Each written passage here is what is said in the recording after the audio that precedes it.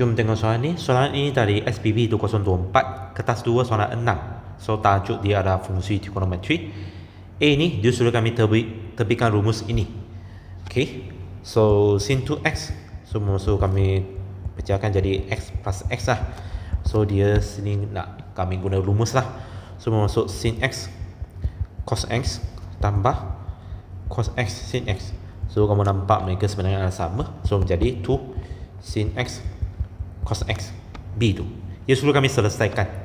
So selesaikan. Okay. So kamu sudah dapat keputusan di A tu. Okay. So masuk 2 sin x cos x tolak cos x sama sifar. So faktorkan cos x. So 2 sin x tolak 1 sama sifar. So masuk cos x sama sifar atau sin x sama 1/2. Okay. So untuk maklumat, kalau kami nak cari sudut rujukan, apabila nilai dia sini adalah kosong, 1 atau negatif 1 untuk cos dan sin sahajalah. So kami tak boleh rujuk kepada kalkulator, kami nak tengok graf dia. Okay. Tapi sebelum tu kami mau tengok domain dia. Okay. So sekarang apakah nilai dia yang sesuai? So masuk cos pi per 2 kami akan dapat sifar. Okay. Untuk yang ni kami cari sudut rujukan dia.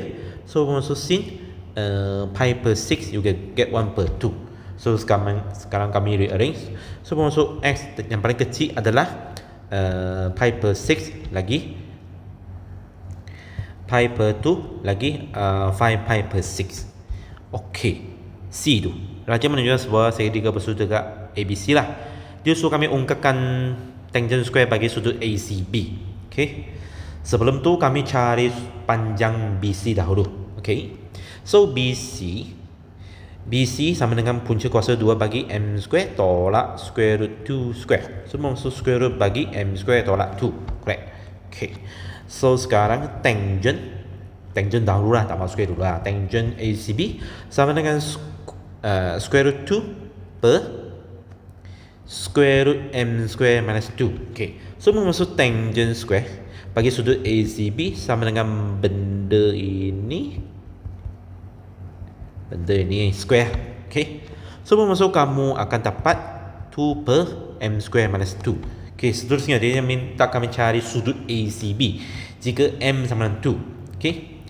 So apabila M sama dengan 2, so tangent square ACB sama dengan 2 per 2 square minus 2. Okay. So bermaksud sini tangent square ACB kamu akan dapat berapa di sini? Kamu akan dapat 1. Okay. Tapi sudut ACB ini dia adalah sudut tiruskan. Okay. So bermaksud sini tangent ACB dia mesti adalah 1 saja. Kalau negatif 1 dia adalah ditolak. Okay. So sekarang kamu mau cari sudut. So bermaksud sudut ACB sama dengan 45 degree.